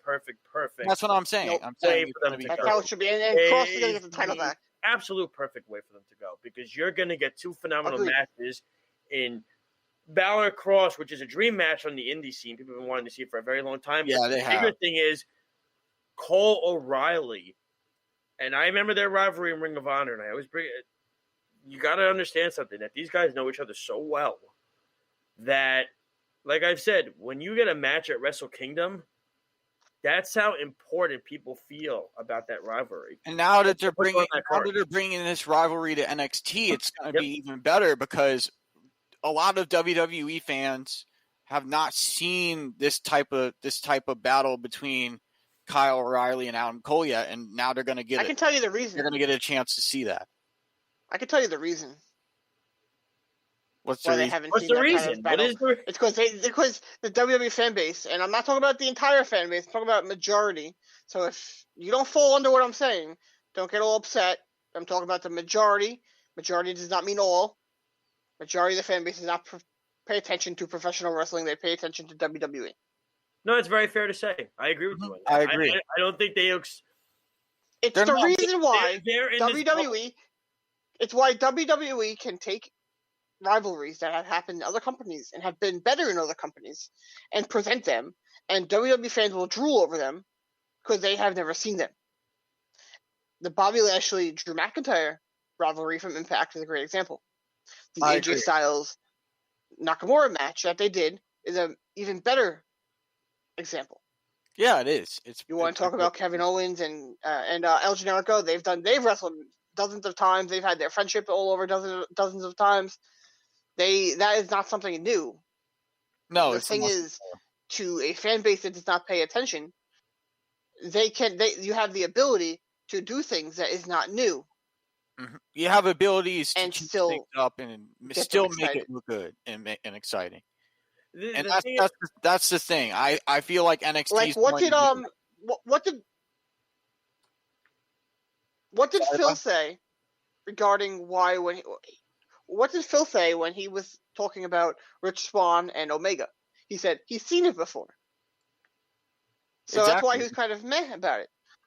So that's the thing. Now me, I did not see that match. I know they have wrestled, but I did not see it, and I know it'll be very, very, very, very good.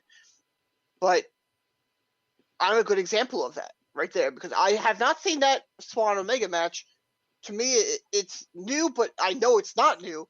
But I'm still gonna love it because it's gonna be a great match. But it's the same thing with me regarding Adam Cole and Finn Balor facing off.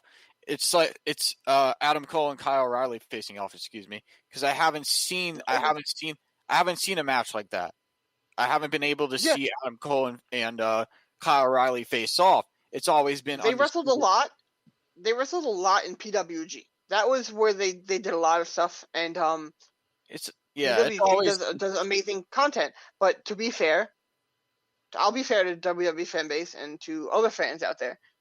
They are not something, when they were at their height, was the easiest to find and easiest to follow. You could go back to that Steen and Excalibur clip that gets recycled every few years, where they said some inappropriate language because people don't pay attention to wrestling. That was something that's not known to people who actually follow PWG and follow all that stuff. They know the circumstance, know what actually happened, and I'll say it. Human Tornado, who's an African-American wrestler, told them to say it to him. After the show, Excalibur and Steen came out and apologized. That issue should have been dead there in 2003 and never been brought up again. But because there are people who don't pay attention, I do want to, or there are people who just decide, hey, I want to stir the pot, they bring it up again. But you were going to say something, Alex. Continue. Yeah, I wanted to touch base on the Karrion Kross Finn Balor match. I think that's going to be a phenomenal match. I really see that match being physical, hard hitting.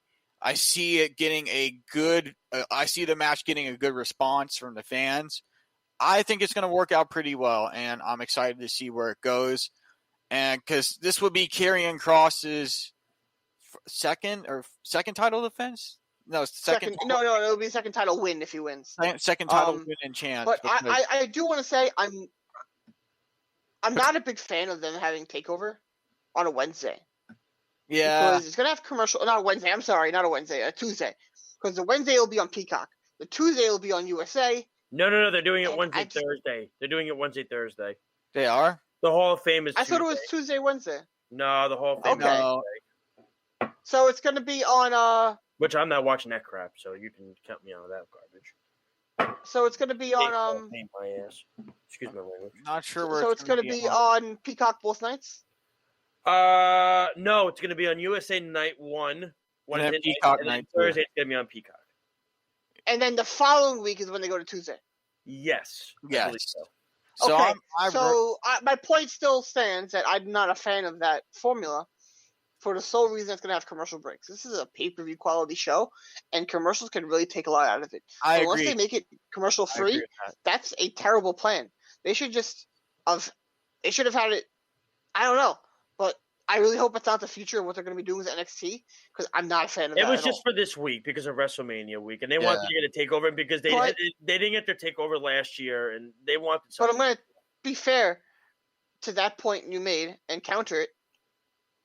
If they continue to do WrestleMania on 2 nights, which is they're not going to. My understanding is what they're going to continue doing. You're still gonna have SmackDown on Friday.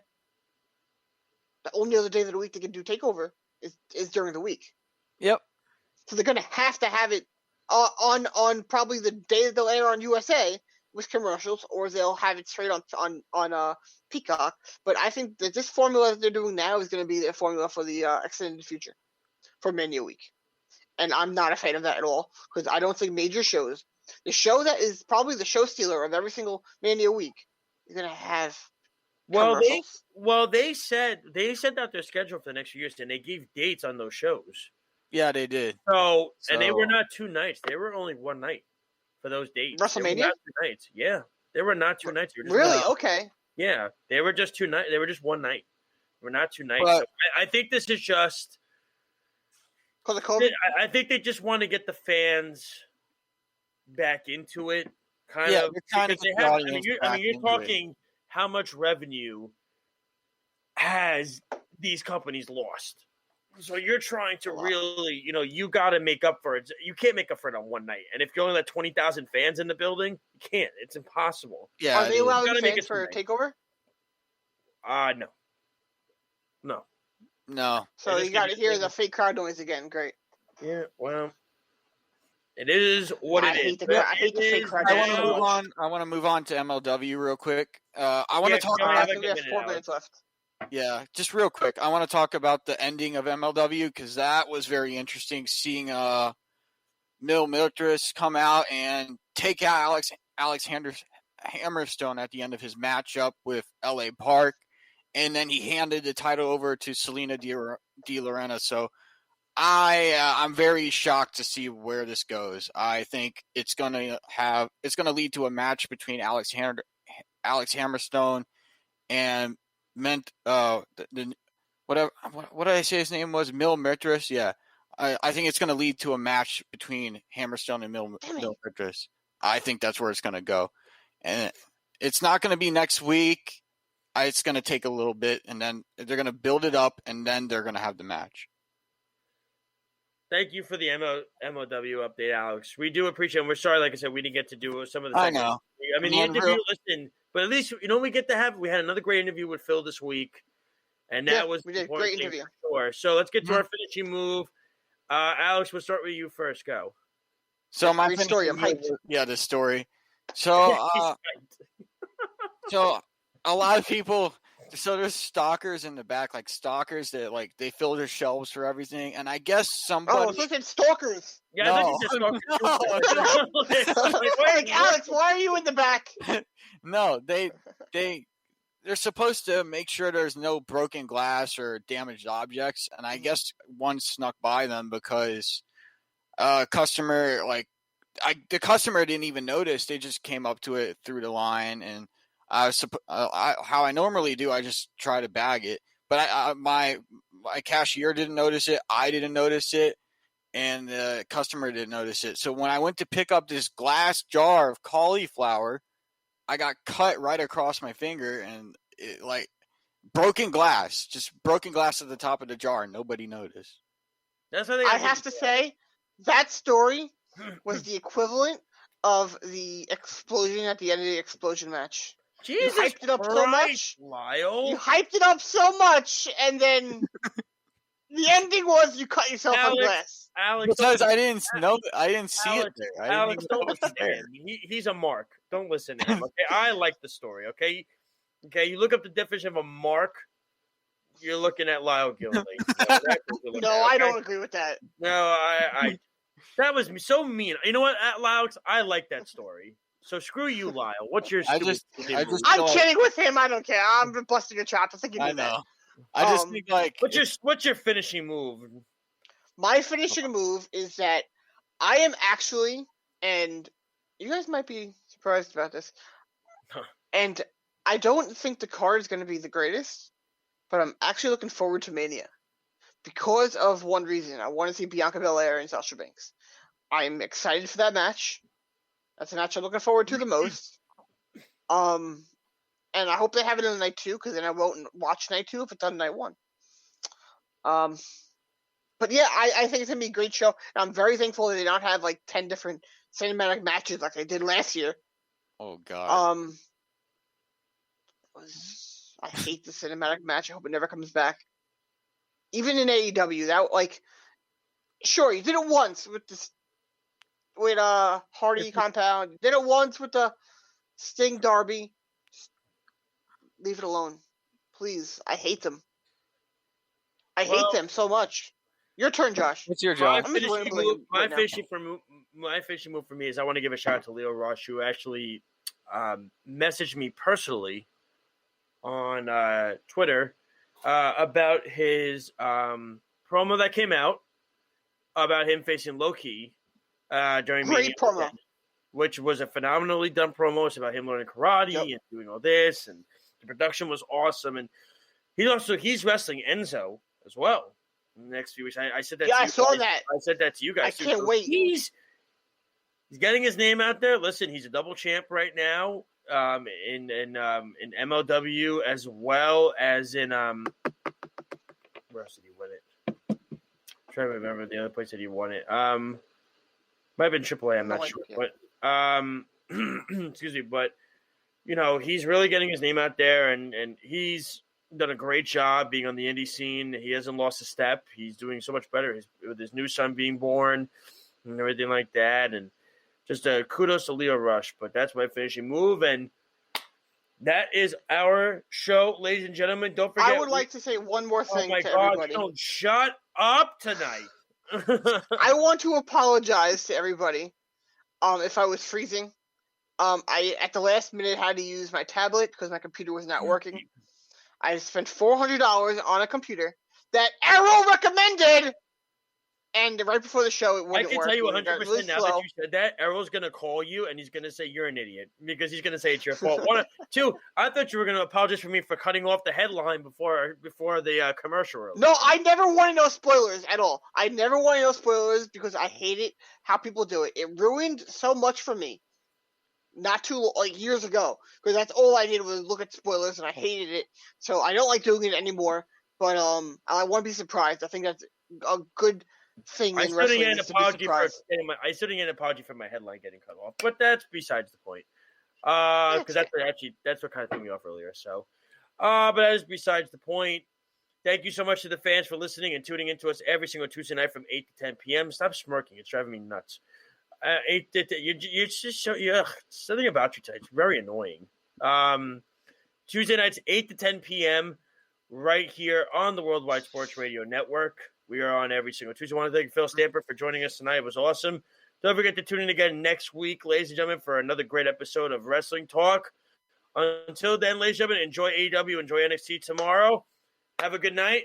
Speedy, what is it that we have to take away for you? Because we want to say goodnight to all of you. Yes, download our app, Worldwide Sports Radio Network, WWSRN on iPhone, on Android, Worldwide Sports Radio, and stay tuned for, stay into our website, tune into our website, worldwidesportsradio.com. Stay tuned for 3 great shows tomorrow from How You Know 1 to 2 p.m. We got the Sports Hit List 4 to 5:15, and Below the Mic from 6 to 8 with Errol Marks and myself. Love it, Speedy. That's why I want to get you involved. Speedy, what have you been doing the last 2 hours with your screen off? Producing the show. Yes. Come on, Lyle. Oh, okay. I can't see, you know. So you know what you do? Here's what you do. Speedy, really quick before we go. You know what you do? I think you should let Lyle try to produce in your chair next week. All right, Lyle. See what you got. Challenge accepted! You are going to have Errol heckling you 24/7. Let me tell you that much. So, ladies and gentlemen, for all of you listening and watching, thank you so much. So, Speedy, do a face reveal. Come on. Thank you so much. Have a good night, everybody. Do a face reveal. We will talk to you then. Have a good night, everybody. It's the Worldwide Sports Radio Network. I must bid you adieu, so say with me now if you know it. Goodbye, and good night. Thank you for listening to Off the Mat on the Worldwide Sports Radio Network. Yours all things wrestling and sports entertainment.